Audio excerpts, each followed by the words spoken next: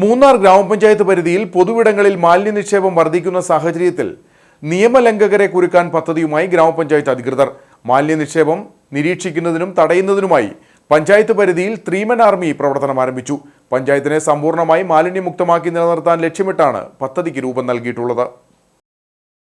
ഒരിടവേളയ്ക്ക് ശേഷം മൂന്നാർ ഗ്രാമപഞ്ചായത്ത് പരിധിയിൽ പൊതു ഇടങ്ങളിൽ മാലിന്യ നിക്ഷേപം വർദ്ധിക്കുന്നുവെന്ന പരാതി ഉയരുന്നതിനിടയിലാണ് മാലിന്യ നിക്ഷേപം തടയുകയെന്ന ലക്ഷ്യത്തോടെ പഞ്ചായത്ത് 3-man ആർമിക്ക് രൂപം നൽകിയിട്ടുള്ളത്. മുഴുവൻ സമയവും ഇവർ പഞ്ചായത്ത് പരിധിയിൽ നിരീക്ഷണം നടത്തും. മാലിന്യം നിക്ഷേപിക്കുന്നവരെ കണ്ടാൽ ബോധവൽക്കരണം നടത്തുകയും ഗുരുതര കുറ്റകൃത്യമെങ്കിൽ തുടർ നടപടികളിലേക്ക് കടക്കുകയും ചെയ്യും.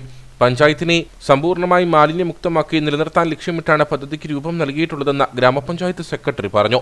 പ്ലാസ്റ്റിക് മാലിന്യങ്ങളും മറ്റും കവറിൽ കെട്ടി പൊതുനിരത്തുകളിൽ വലിച്ചെറിയുന്ന ഒരു പ്രവണതയാണ് കണ്ടുകൊണ്ടിരിക്കുന്നത്. ഇത് പകലും രാത്രിയും നിർബാധം തുടർന്നുകൊണ്ടിരിക്കുന്ന ഈ സാഹചര്യത്തിൽ ഇതിനൊരു അറുതി വരുത്തുന്നതോണം നമ്മൾ ഇന്ന് 3-man ആർമി 24/7 എന്നുള്ള പേരിൽ പുതിയൊരു സ്ക്വാഡിനെ കൂടെ നമ്മൾ രൂപീകരിക്കുകയാണ്.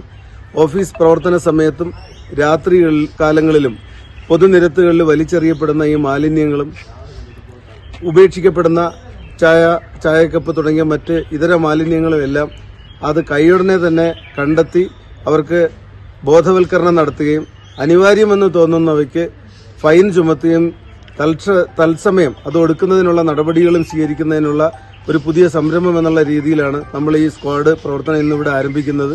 മൂന്നാറിന്റെ ജീവനാഡിയായ മുതിരപ്പുഴയിലും പാതയോരങ്ങളിലുമടക്കം മാലിന്യ നിക്ഷേപം വർദ്ധിച്ചു വരുന്ന സ്ഥിതിയുണ്ട്. പഞ്ചായത്തിന്റെയും മറ്റും ഇടപെടലിലൂടെ നാളുകൾക്ക് മുമ്പ് പഞ്ചായത്ത് പരിധിയിൽ മാലിന്യ നിക്ഷേപം കുറഞ്ഞിരുന്നു. ഇതിനുശേഷമാണിപ്പോൾ കാര്യങ്ങൾ വീണ്ടും പഴയ നിലയിലേക്ക് എത്തിയിട്ടുള്ളത്.